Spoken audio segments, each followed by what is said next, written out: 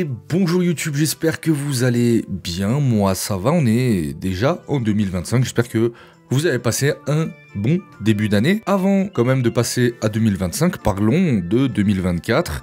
Et comme c'est la tradition sur cette chaîne depuis bientôt 5 ans, faisons un état des lieux et surtout, on va voir mon top 10 des projets que j'ai le plus aimé. Alors avant de commencer, je sais pas trop quoi penser de 2024, hein. C'est une pas si mauvaise année rap que ça, globalement.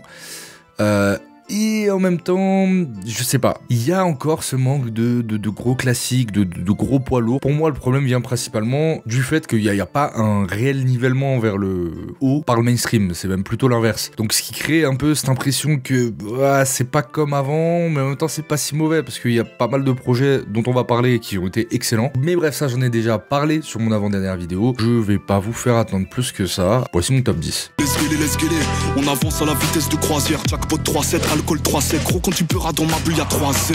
Salut, je vous propose une séance d'échauffement. On commence ce top comme chaque année avec la 10e place, et si vous avez l'habitude de mes tops, vous n'êtes pas sans savoir que la 10e place, chaque année, c'est toujours pour mettre en avant un petit rookie qui, selon moi, mérite de la visibilité et que je trouve super prometteur.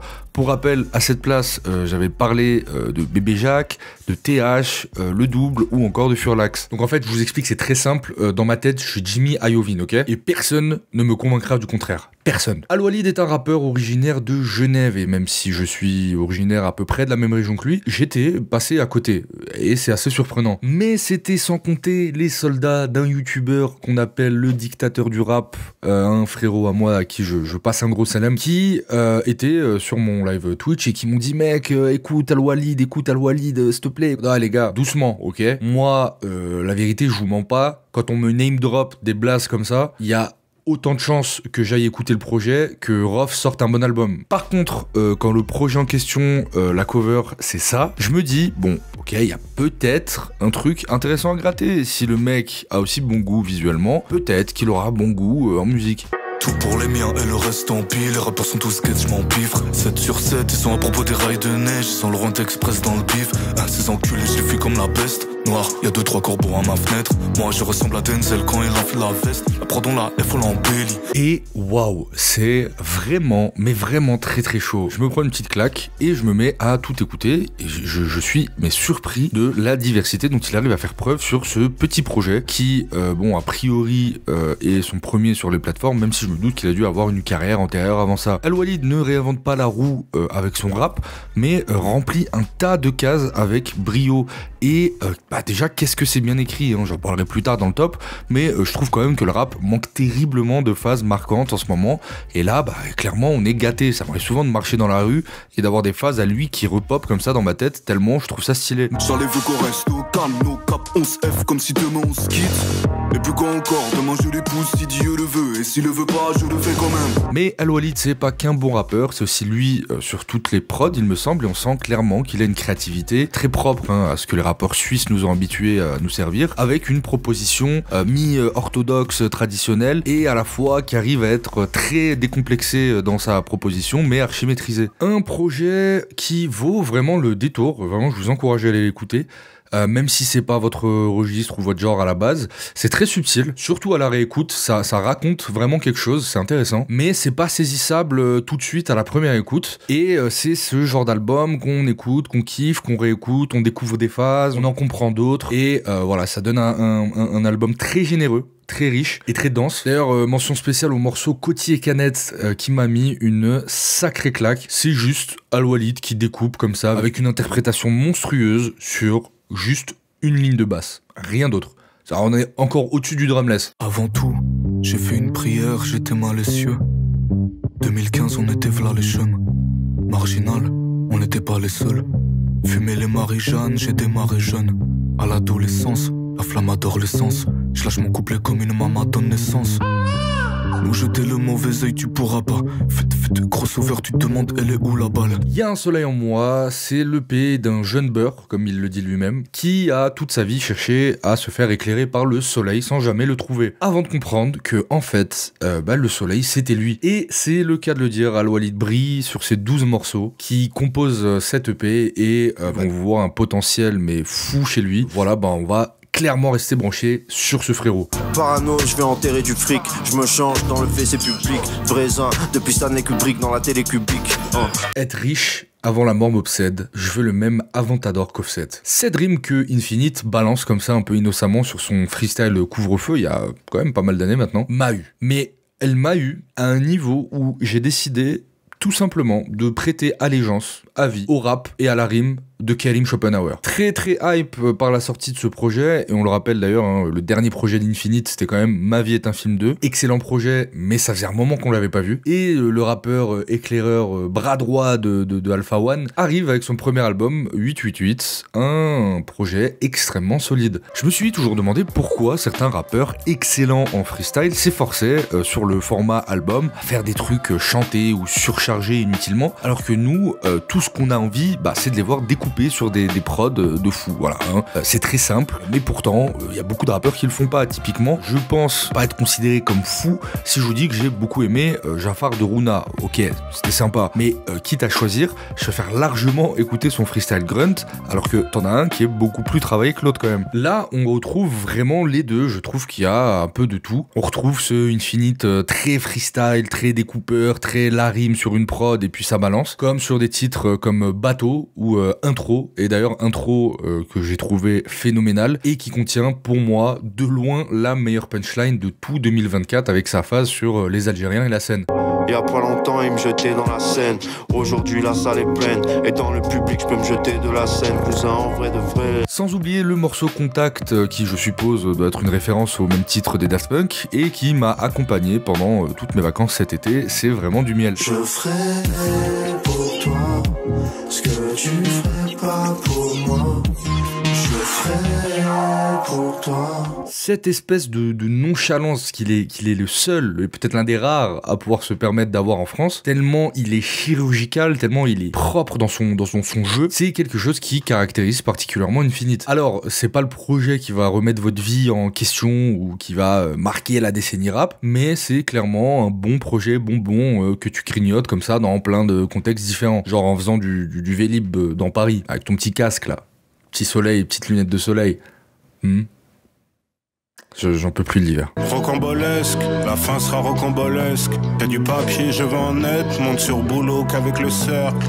Qui se souvient du film Taxi? Samir Nasseri, le taxi là qui va hyper vite pour ramener les gens, les guests de fou, Jean Rochefort, le caméo avec Sylvester Stallone là, vous vous souvenez ou pas la team? C'était de la frappe ou pas? Oui, mais c'était de la merde, ok? Désolé de couper votre délire, mais Taxi c'est nul, hein. Voilà, vous êtes juste aveuglé par la nostalgie, je l'ai revu récemment, en pensant passer un bon moment, et j'étais choqué. Par contre, le seul point positif de cette trilogie de l'enfer cinématographique, Luc Besson t'as du sang sur les mains, c'est sa bande originale, et particulièrement celle de Taxi 3, où ils avaient mis le paquet à l'époque avec Booba, Oxmo Puccino, Doc Gineco, et même un feat entre Roth et Pharrell Williams. Si, je vous jure, ça existe. M-A-C-R-O, qu'un MC déjà ça comme moi, give it up. Mais contre toute attente, le plus gros hit de la bande originale de Taxi 3, c'était un son qui est introuvable aujourd'hui sur les plateformes, mais qui passait tous les jours à la télé à l'époque. C'est Match Nul de Kalia et Eloquence. Et c'est un vrai souvenir d'enfance pour moi ça. Hein. Eloquence, c'est un rappeur qui s'était fait connaître à l'époque sur le premier album d'Isis, Poisson Rouge, qui était du 9-1 et qui a un petit peu disparu au fur et à mesure des années parce qu'il bossait plutôt en interne. Pour toi la français, Musée pas le musée via, vie en rose façon Dolce Vita, pour moi c'est plutôt via, 100 à l'heure comme à Daytona. Maintenant, on est en 2021 et je découvre un rappeur qui lui aussi s'appelle Eloquence et qui sort un projet, Maison Suave, qui a pas mal été acclamé par la critique rap, malgré une sortie très discrète à l'époque. Et c'est là, messieurs dames, que je me rends compte qu'en fait le Eloquence de 2023 là sur la BO de Taxi et le Eloquence de Maison Suave, ils n'ont pas que le même nom. C'est la même personne. C'est crazy, non? Bon, je vous l'accorde, c'est peut-être pas la meilleure anecdote de ma besace, ok. Bref, Extravaganza est évidemment une pépite de rap que j'ai passé une bonne partie de l'année à écouter, et là on est très loin du Summer Hit pour le film commercial de l'année 2003, mais plutôt dans du rap underground, qualité premium plus pour auditeurs avertis, ou pas d'ailleurs, je suppose. Toujours dans la même trempe que son dernier projet Maison Suave, Eloquence semble être le rappeur de plus de 40 ans, le plus chaud du rap français, hein, et vient déringardiser ce truc que que les anciens ils savent pas rapper ou les anciens c'est vide ringard. Le morceau caucasienne mais exotique où il raconte sa relation avec une milf comme si c'était un inspecteur de police d'un polar des années 70, j'ai adoré. Nuit blanche sur Belize, on tourne en rond comme hélice, caucasienne mais exotique.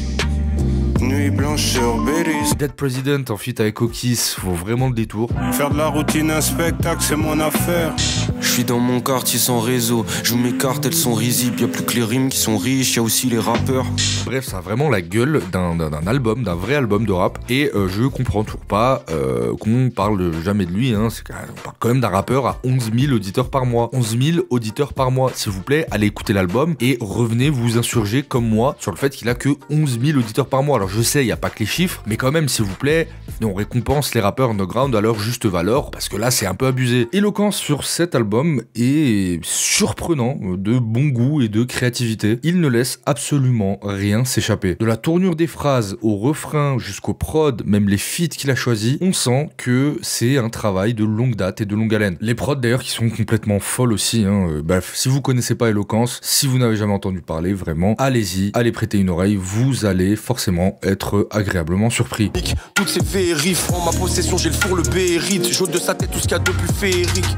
Faut un harem de cash, la cassette vaut presque un salaire de cadre. Quand j'étais petit, comme à peu près tous les enfants lobotomisés par l'America, j'adorais aller au McDo. Voilà, c'était mon kiff. Quand on allait au McDo, c'était le plus beau jour de ma vie, en fait, tout simplement. Bouh, c'est nul, Tahia Palestine. Ok, j'avais 6 ans, d'accord, on se calme. Pourtant, quand je demandais à ma mère si on pouvait aller au McDo, elle avait cette phrase qui avait le don de me donner envie de me flinguer, de me faire ressusciter par les 7 boules de cristal et de me flinguer une seconde fois. C'est j'ai fait des burgers et des frites maison, c'est encore meilleur. Et là non, c'en était trop pour moi. J'avais pas les mots pour l'exprimer à 6 ans à l'époque, mais je pense que ma réponse, si j'avais pu, aurait été un truc du genre: maman, bien que je respecte l'authenticité de ton burger maison, il manque l'essence idéologique que je recherche, celle d'un sandwich standardisé, assemblé à la chaîne par un salarié sous-payé, exploité par les rouages implacables du capitalisme. Chaque frite chez McDonald's porte en elle le goût amer de l'aliénation prolétarienne et la victoire du soft power américain sur nos consciences collectives. C'est ce goût-là, précisément, que je veux consommer, maman. Mais c'est en grandissant que j'ai capté en quoi le fait maison était un gage de qualité. C'est pas le fait que ma mère ait fait ça avec des ingrédients plus nobles, soi-disant, que le burger du McDonald's. Surtout qu'à l'époque, on faisait nos courses à Lidl, et les gens de ma génération se souviennent du Lidl avant sa gentrification. C'était pas la même. Non, ce qui faisait que le fait maison était meilleur, c'est qu'il avait été confectionné pour moi. Il était adapté à moi, avec mes habitudes, mes repères culinaires, et ça,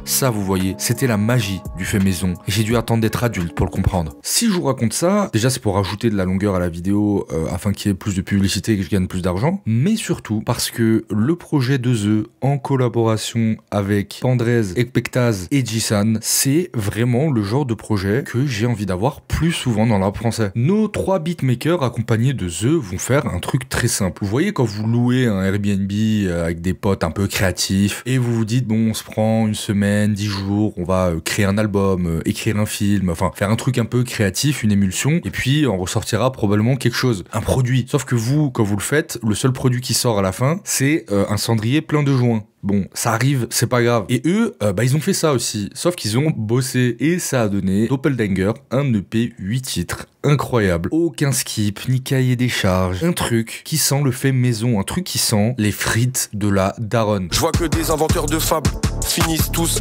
devant la lame, font que s'agenouiller, on fait le liquide, je fais que ça me mouiller. Je veux les coïbas de cette île, me souviens des bourrivages de cette ville aussi. The était déjà un découpeur qui n'avait rien à prouver, hein. Et en plus c'était un habitué des prods de Ekpektaz. Mais là, vraiment, on est certainement sur mon projet préféré du Z. Et quand je dis ça, je parle pas du dernier livre de Zemmour. Ça m'a rappelé un truc qu'on trouve beaucoup aux US, cette espèce de parenthèse dans la discographie ou la carrière d'un rappeur qui sent comme ça le fait maison et qui permettent de régaler une partie très précise du public. Cette partie qui est très exigeante, très demandeuse, qui a écouté beaucoup de rap. Souvent, c'est des gens comme nous, des geeks du rap, des gens qui diguent. Je sais que Caballero et Jean Jas avaient fait ça avec les Uchi Boys. Et aux US, je pense à un album comme le Larry June X The Alchemist, The Great Escape, que je vous vous conseille fortement d'ailleurs, parce que c'est un vrai bijou.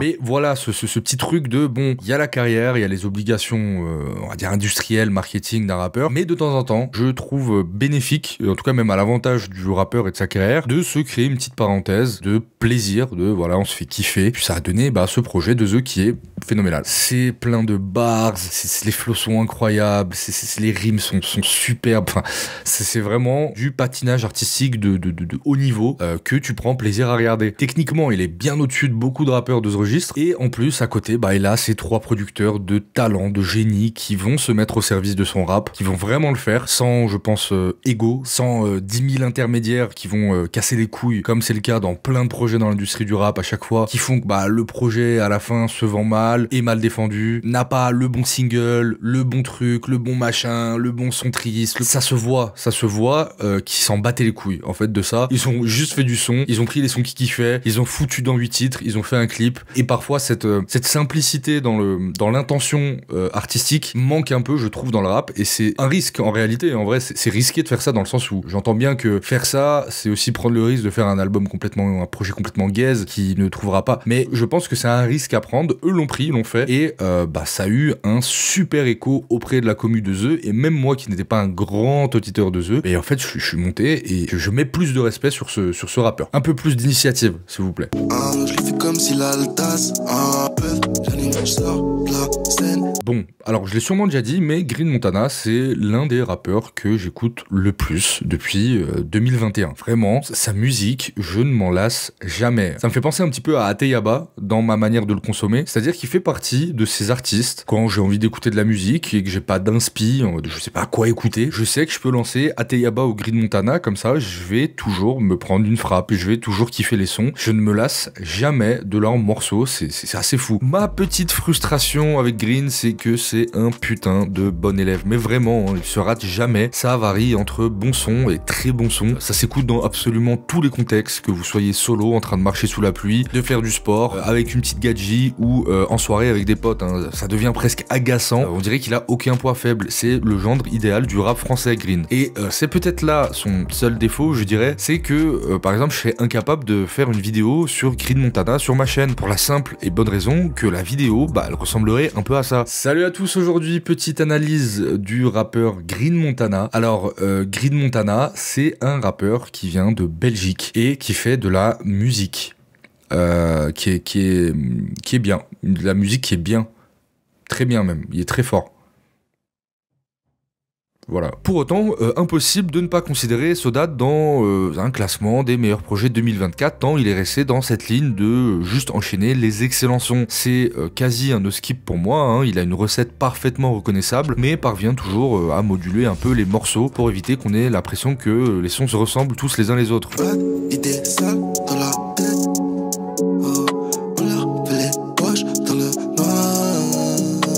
Et je fais le tour. Il me fait d'ailleurs penser un peu dans une certaine mesure à Kukra de 2018, où chaque année on avait un projet de lui, chaque année on sait que c'est bien, on mange, merci chef et ciao. Y a rien de surprenant tellement le niveau de ce mec est fou. En son spécial d'ailleurs au feat avec Isha. Concurrence en dessous de mes pompes. Je sais où je vais, je crois pas que je me trompe. Blessé mais critères jamais ne tombent. Cet été j'étais à New York. On a croisé des mecs du Bronx. Et celui surtout avec SDM, Barcelona 9-2, qui est clairement l'un des meilleurs bangers de l'année. C'est bizarre, on a percé je crois. Finir millionnaire, biche, est-ce que tu me crois? La pénétie qui me détruit le foie. La brique et la drogue en plus, enfin... Bref, je pourrais parler de morceaux et faire comme ça des overreact tellement j'ai kiffé tous les morceaux de cet album quasiment. C'est fou, c'est juste un prodige en train de prodiger. J'attends peut-être si je suis un peu difficile ce truc de voilà, il a le potentiel pour sortir un album certifié classique, un truc un petit peu générationnel qui marquerait les esprits et les auditeurs. Je pense que ça peut venir ou pas, mais voilà, c'est peut-être le seul truc que j'attends chez lui, parce que ce côté très tout parfait, tout bien peut parfois tendance à me dire est-ce que dans 5-10 ans on écoutera toujours Green Montana? Je sais pas. En attendant, c'est clairement l'un des meilleurs rappeurs de cette première moitié de décennie 2020 dans le rap français, dans le rap francophone plutôt. Je ne suis pas ouvert au débat.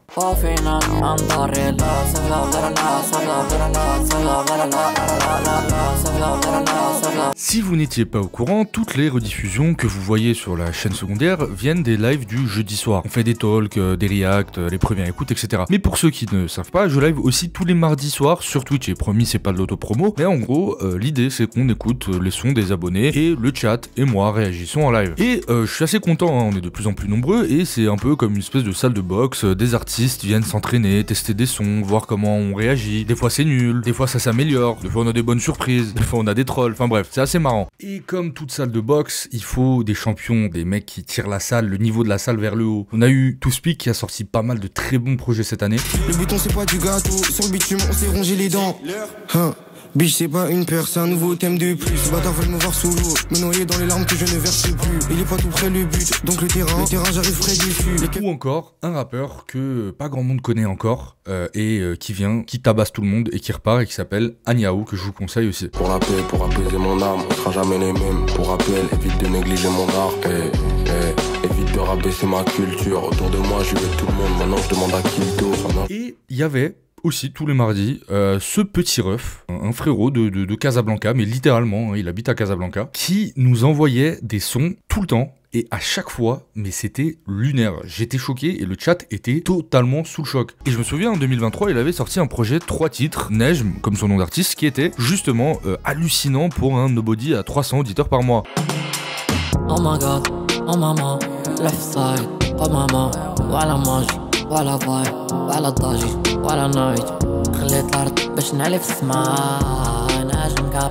Donc moi je me suis mis à l'écouter tous les jours, genre ça faisait vraiment partie à un moment de mon top artiste sur Spotify et je me disais purée, mais si les gens découvraient ce mec, ils casseraient leur crâne. Et ça jusqu'à septembre dernier, donc 2024, où il sort le projet dont on va parler aujourd'hui, Sueño Magnifico, un 6 titres complètement fou qu'il était venu nous faire écouter en live. D'ailleurs pour l'anecdote, j'ai déjà sorti sur la chaîne il y a un moment, pour ceux qui se souviennent, un épisode sur les rappeurs à moins de 1000 auditeurs par mois et je voulais faire un épisode 2 parce que j'en ai d'autres à vous présenter, dont Nejm, sauf que depuis un mois, comme ça, sans marketing, sans rien du tout, les gens se sont passés les morceaux et il est passé de 500-600 auditeurs par mois à plus de 100 000, 150 000, c'est juste trop bien, on est hyper content pour lui et si vous connaissez pas, vraiment allez prendre votre frappe. C'est varié, empreint de plein d'inspiration, notamment pas mal de rythmiques funk brésilienne, mélangées à du rail tout en gardant cet ADN purement rap marocain de Casablanca, Kilimini type beat.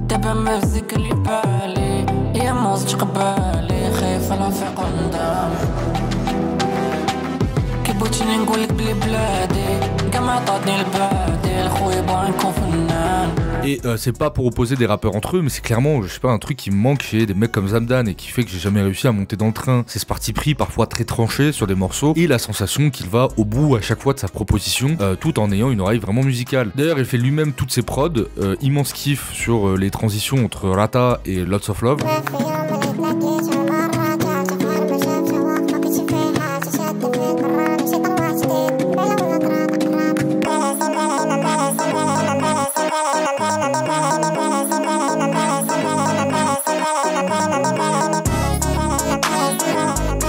Et pour répondre aux gens qui vont me dire c'est pas du rap français, est-ce que t'es arabe? Alors oui, il parle en arabe dialectal dans ses morceaux, c'est vrai, mais une grande partie de ses auditeurs sont francophones. Il est francophone, et puis bon, de toute façon c'est mon top, je fais ce que je veux, c'était aussi pour vous parler d'un bête de projet, je crois que c'est le but de Stop. Nejm est pour moi l'un des rookies sur qui je pose ma pièce si j'avais une pièce à poser. Continue à streamer en tout cas, même s'il y a un début de quelque chose pour lui qui est très cool. Grosse force à lui, une 5e place amplement méritée, pour vous dire la vérité, le projet est assez court, si ça avait été un 12, 13, 14 titres, je pense qu'il serait rentré dans mon top 3. Congolis, baby aimerait sa billet. Voici Soukali, je me lève, je suis déjà belle. Est-ce qu'il vous est déjà arrivé de vous étouffer dans votre sommeil avec votre propre salive et de vous réveiller d'un coup comme ça au milieu de la nuit? Moi oui. Et je sais pas à quoi faire contre ce fléau. Mais ça n'a absolument aucun rapport avec Bad Boy Love Story de Théodora, l'un des projets les plus fascinants de tout 2024. Alors avant de commenter l'album, oui, c'est évident, c'est pas tant un album de rap que ça, je suis d'accord. Mais il y a 3 raisons qui m'ont poussé à le mettre dans ce top. La première raison, c'est qu'on a tous mis l'amour de DC's dans nos tops en 2023, et c'est encore moins un album de rap que celui de Théodora. La deuxième, c'est que le frère de Théodora, qui taffe avec elle sur une majeure partie de ses prods, est un beatmaker de rap à la base, et amène forcément ce côté-là dans sa musique. Et la troisième raison, c'est juste ce morceau.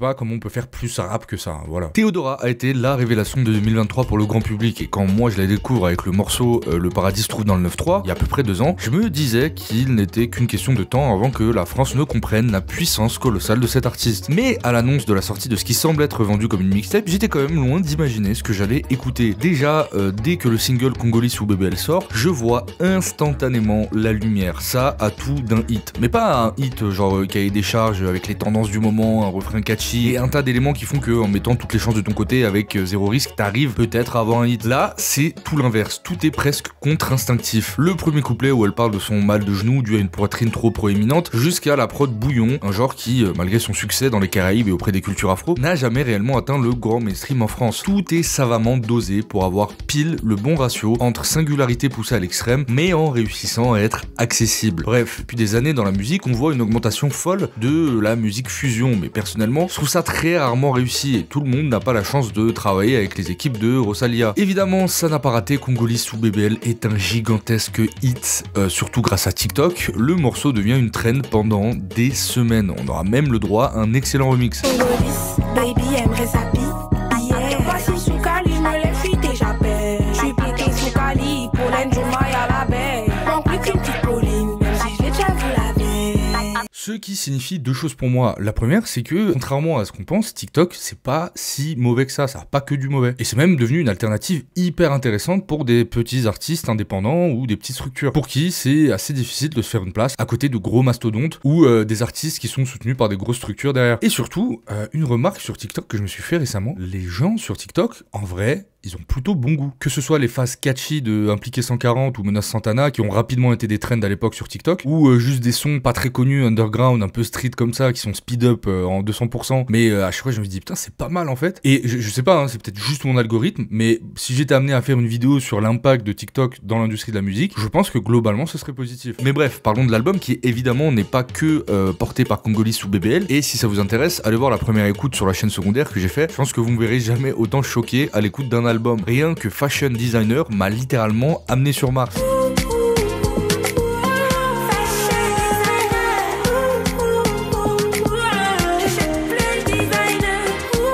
Le projet est une vraie pépite et un patchwork de plein de genres, mais digéré avec brio, de la funk brésilienne sur l'Anthrax, en passant par des grosses prods deep house sur FNG.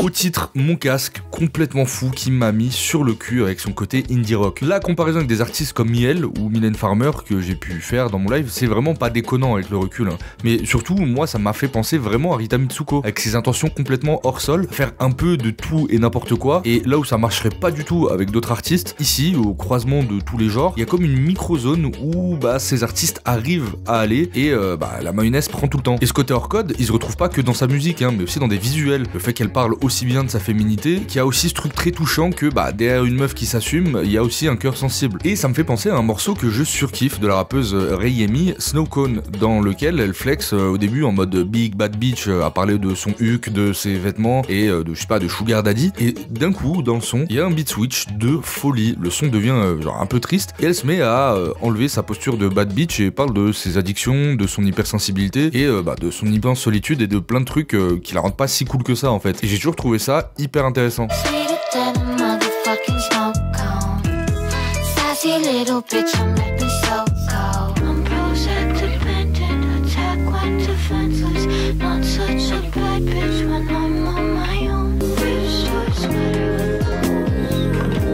Bref, que ce soit dans la couleur, dans la proposition ou même dans les choix de prod, Bad Boy Love Story de Théodora, en plus d'être pour moi l'une des plus grosses réussites musicales de l'année, tout genre confondu, un projet qui fait un bien fou au paysage musical français et une très bonne contre-proposition à ce qui se passe dans le mainstream, comme quoi on peut être ultra créatif et aussi parler aux masses. La peau elle est douce, douce, douce, douce, douce, douce. Dans 9 mois elle pousse, pousse, pousse, pousse, pousse. m'arrive très régulièrement de marcher dans la rue comme ça et d'un coup, paf, j'ai une phrase qui pop. Celle de TH quand il dit « Chaque été au carnaval, chaque été au tribunal ». Je sais pas pourquoi, cette phase-là envoie des décharges de satisfaction à chaque fois qu'elle sonne dans ma tête. Autant il y a des rappeurs qui ont le sens de la punch, qui ont voilà des phases qui peuvent être marquantes, et il y a d'autres rappeurs comme TH qui ont ce truc, je pense notamment au couplet de SCH sur Bande Organisée, c'est comme si ça avait été étudié par des spécialistes en programmation neurolinguistique pour coller avec de la glu à ton cerveau. Je sais pas si vous imaginez le travail de fou en amont pour arriver avec une proposition comme celle de TH. J'écoute du rap sérieusement depuis quoi, 15 ans maintenant, et forcément, au même titre qu'un cinéphile qui s'est blessé toute sa vie sur des tonnes de films, pour le surprendre, faudra faire preuve d'une certaine originalité pour le prendre de revers. C'est donc après d'excellents EP que j'attendais de pied ferme ce premier long format de TH, et j'ai, mais alors clairement pas été déçu. Il a parfaitement réussi son épreuve du feu, et fait partie désormais clairement de mes rappeurs préférés du moment. MACABR, Pont du Nord 93 TH. Coup de marteau, salut les filles, moi c'est TH. Revendeur de TH, je suis pas fidèle aux autres, je suis fidèle au cash. Malgré les excellents feats avec Alpha et Stavo, le projet m'a donné une sensation de solitude immense. Comme si c'était la représentation de la phrase d'Aurel quand il dit « C'est nous le futur, mais le futur c'est maintenant ». Et cette espèce de flegme tout le long du projet est un constat archi froid et en même temps très personnel du présent. C'est quasi cinématographique, mais là, pas d'interlude narratif de 4 minutes 30 à la Monsieur Anderson pour se donner un semblant de DA. Tout ce qui est raconté passe par les prods, par le texte ou par la manière de rapper. Et ça, honnêtement, ça m'a plutôt surpris, hein, bien que TH était pour moi la révélation de K23, avec ses placements si particuliers et son phrasé caractéristique. Je m'attendais, en écoutant ce nouveau projet de TH, à juste bouger la tête sur des gros sons trap. Mais c'était pas tant le cas que ça. Et finalement, je me retrouve à être touché par des morceaux, par des prods, par la posture globale, par le message global de l'album. Comme quand il dit « C'est nous les enfants des femmes de ménage », ou le morceau Pilule, qui a marqué quand même pas mal de monde, dont moi, qui est un morceau sur l'avortement, clairement, dans lequel il s'adresse directement au bébé, qu'il hésite à garder parce que, justement, le monde dans lequel on évolue actuellement, pour lui, ça vaut pas la peine de vivre dedans, et donc, il hésite, il se pose des questions, est-ce qu'il le garde ou il le garde pas. Et c'est un truc qui s'inscrit parfaitement dans la globalité et l'imagerie du projet. Comment avoir un enfant ou comment vouloir avoir des envies de paternité quand ta vision du monde est aussi glaciale. Bref, je trouve ça assez stylé et l'angle est original. Bref, Big Flo Oli, prenez-en de la graine. Ça c'est un morceau stylé sur l'avortement, ok? Chelou comme phrase un peu. Évidemment, pour rehausser l'ambiance un peu morose du projet, il y a quelques petits bangers trap bien lourds et même, à ma grande surprise, 2 morceaux carrément dansants avec l'enchaînement canette énergisante et le terrain, truc qui m'aurait pas chauffé sur le papier, mais finalement ça marche ultra bien. Tu peux rien recoller une fois que le vase est cassé. J'ai fait 2 nœuds sur les lacets, 2 nœuds si jamais faut se casser. La juge m'a dit arrête de voler, sinon je te remets le bracelet. C'est dur d'aller de l'avant quand t'es rangé par le passé. Boisson énergisante, je coupe la absolute. On fait la fête du lundi au dimanche. J'suis défoncé au calme. Boisson énergisante, j'coupe l'absolute. Gazo a appelé son album Apocalypse, mais honnêtement, E-Trap capture beaucoup mieux cette idée. Parce que l'apocalypse, très certainement, c'est pas ce qu'on imagine avec des explosions ou une fin spectaculaire. C'est plutôt comme quand on est enfant et qu'on imagine le futur, c'est-à-dire des voitures volantes, des gadgets incroyables, un truc grandiose, alors qu'en réalité, c'est juste de plus en plus étrange. Tout s'accélère, la technologie, les conflits, tout va trop vite, sauf notre bien-être qui reste à la traîne. Et dans ce monde-là, TH réussit à créer une bande-son de l'apocalypse moderne, une musique froide qui fait écho à ce sentiment d'étrangeté et de dérive. Et qui va s'asseoir à ma table. On compte plus nos morts dans la cave. Qu'est-ce que je vais pouvoir dire sur SCH qui n'a pas été dit, lui qui a brillé tout au long de cette année 2024. 2024 aurait été une année dingue pour le S, entre Prequel qui remontait le niveau et a agi comme un sas de décompression après le très oubliable Autobahn, et tout récemment Julius 3, il a confirmé qu'il jouait dans une catégorie à part. Ce 3e opus vient boucler une trilogie qui a déjà marqué le rap français, mais aussi poser une nouvelle pierre dans sa carrière, celle du potentiel meilleur rappeur de tous les temps après Booba. Voilà, je le dis. Alors, parlons quand même du préquel avant. Oui, on dit préquel, ok. Je l'ai pas mis dedans pour plusieurs raisons. Déjà, je suis un peu vite passé à autre chose, je vous avoue, même si j'ai énormément kiffé la première écoute. Et puis, je sentais bien que c'était un projet qui avait une gueule de réédition. Quand il annonce Julius 3 et qu'en fait, on se rend compte que le préquel était à la base ce qui devait être une réédition de Julius 3, mais sorti avant, je trouvais ça plutôt stylé. Il n'en demeure pas moins que pour moi, l'épisode 0 reste une forme de réédition. Ce qui d'ailleurs était une excellente décision de sa part ou du label, au vu de l'effet Kiss Cool que ça a provoqué. Les gens se sont pris préquel en mode waouh, SCH revient avec Autobahn avec un truc super fort. Et en fait, non, c'était que l'entrée. Et Julius 3 arrive et en fait, c'est poussé encore mieux que ce qu'il nous a proposé sur l'épisode 0. Le projet est juste dingue. C'est pour moi le mieux de ce que peut faire le mainstream en France avec tous les avantages que ça implique. Du budget pour l'imagerie, des prods variés avec des compositeurs de talent, un gros travail sur la musique live et les parties orchestrales de pas mal de morceaux. Parce que oui, c'est peut-être ce qui m'a marqué le plus sur ce projet, c'est les prods qui sont de véritables bijoux. Entre les instruments classiques qui rappellent l'ambiance des grands films de gangsters et des sonorités plus modernes qui viennent équilibrer le tout, l'album est une démonstration de maîtrise artistique. Mention spéciale d'ailleurs à des morceaux comme Quartier Nord sur une prod presque funky dramatique. Oui, j'ai inventé le genre musical. Trop de choses à voir dans les regards. Et sans plus la mort, genre Quartier Nord. L'étalé des affranchis.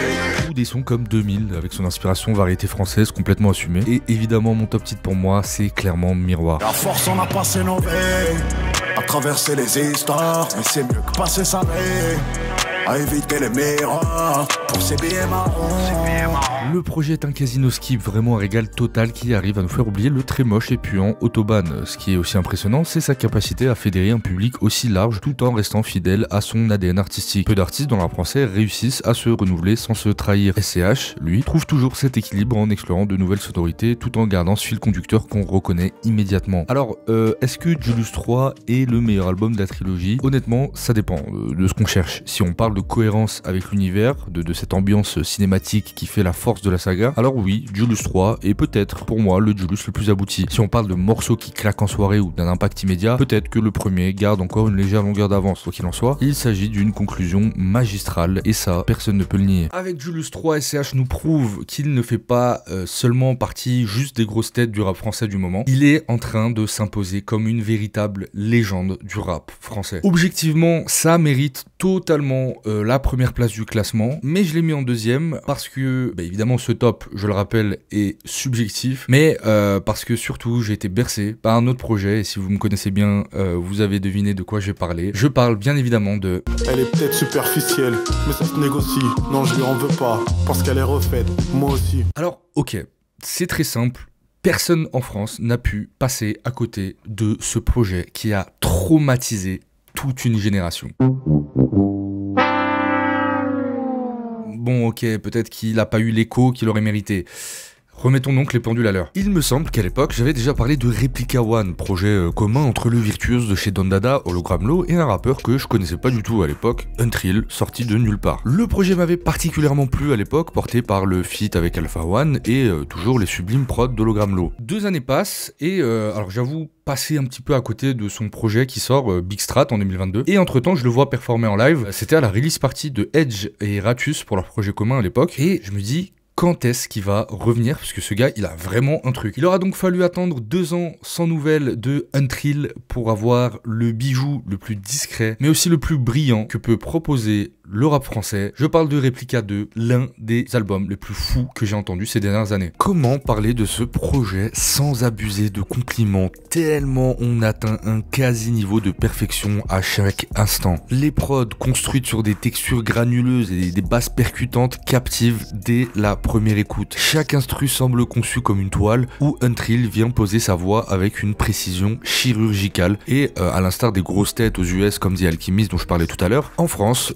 notre alchimiste c'est vraiment devenu Hologramlo qui s'associe avec des big techniciens hors pair pour nous sortir ce genre de dinguerie. Vous voyez quand je dis que un projet c'est un no skip, ça veut dire que chaque track mérite d'avoir une attention particulière parce que en réécoutant, même si vous n'avez pas kiffé, voilà, chaque morceau a quelque chose à donner. Mais là, on est sur un niveau tellement stratosphérique en termes d'écriture que c'est pas que l'album est un no skip, c'est que chaque putain de phase de ce projet est un no skip. Évidemment, il y a à boire et à manger, hein, franchement. Moi, j'ai mes petites préférées. Il pense à moi quand il regarde sa cicatrice, ou quand il dit parle normal, on n'est plus des racailles gros, je sais pas. C'est des phases charismatiques. Voilà, c'est pas des punchlines, mais c'est des phases, je trouve, qui marquent. Et bien évidemment, ma préférée, qui m'a exterminé sur le morceau Tristesse qui coûte cher. J'y pense souvent, mais je parle jamais d'avant. Vu que le mois d'avant, j'ai fait ce que faisait dans l'année le mois d'avant. Vraiment, l'écriture est lunaire. Il est facile de tourner en rond dans le rap français après des années et des années d'écriture, de punch, de style, de phase, et venir avec une plume aussi singulière en 2024, je trouve que ça relève de l'exploit. C'est parfois drôle, des fois presque touchant. Untrill est quelque part entre le rappeur technique un peu sympathique et un tueur en série froid, parce qu'apparemment pour lui, le bagage émotionnel ne passe pas en soute. Son personnage de bigrenois bresson qui arrive plus à croire en quoi que ce soit à part lui et ses habits chers, son obsession pour les marques de luxe et sa paire de Margiela en particulier, comme si c'était le seul truc qui avait du sens pour lui dans la laideur de cette vie, le fait qu'on sache pas trop d'où sa supposée fortune vienne et si c'est réel, puis le temps que tu mets à te poser la question, bah il te coupe en faisant le bruit de la machine à billets avec sa bouche. C'est vraiment le divertisseur de l'année, on s'ennuie pas une seule seconde. J'essaie d'oublier le passé, j'y pense même assis seul.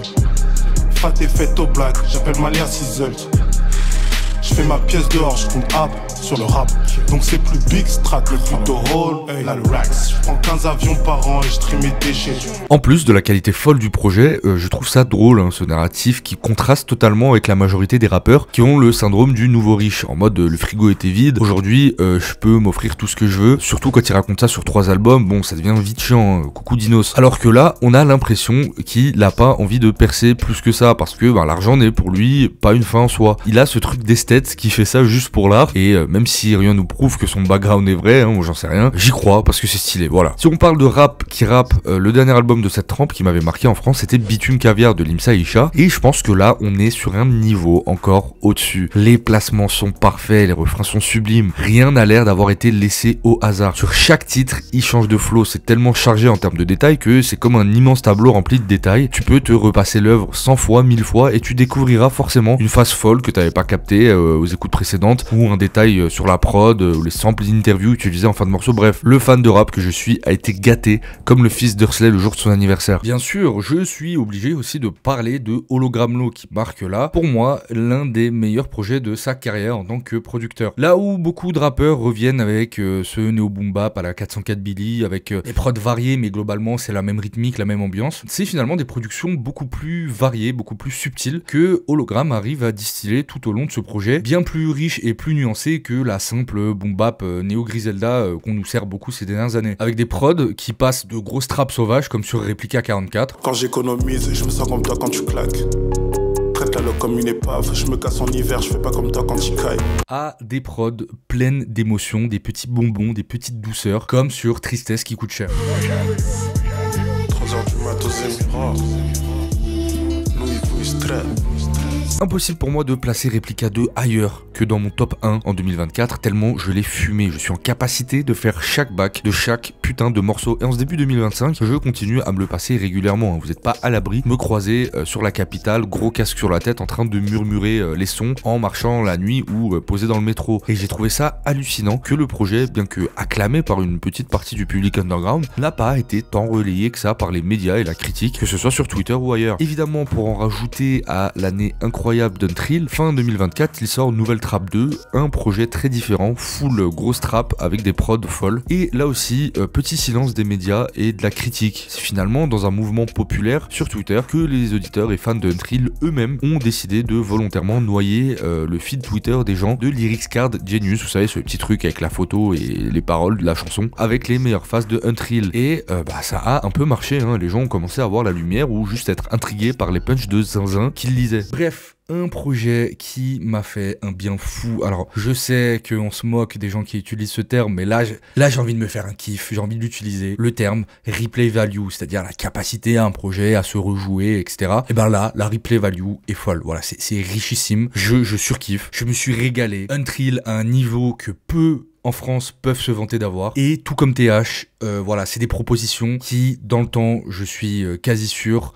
arriveront à atteindre leur public et à imposer leur vision. Voilà, cette vidéo est terminée, merci encore pour vos retours de la dernière vidéo sur le flop 10, c'était très cool. Je retourne écrire les prochaines vidéos, là je vais essayer de bombarder un peu plus sur la chaîne principale, j'ai pas mal d'idées, j'espère que ça vous plaira. Comme d'hab, n'hésitez pas à me suivre sur Twitch, Instagram, Twitter, et pour ceux qui sont sur Paris, le 24 janvier prochain, avec Andy, on fait une nouvelle soirée séquence en collaboration avec Midsizer, ça va être très très cool, c'est au Petit Bain. Il reste vraiment très peu de place, d'ailleurs peut-être au moment où je sortirai la vidéo, ça sera sold out, donc je vous mets quand même le lien en description s'il en reste. On se revoit très vite la prochaine vidéo, normalement, si je dis pas de bêtises, ça sera pas sur du rap, donc voilà, j'espère que ça vous plaira, et je vous fais des bisous, ciao.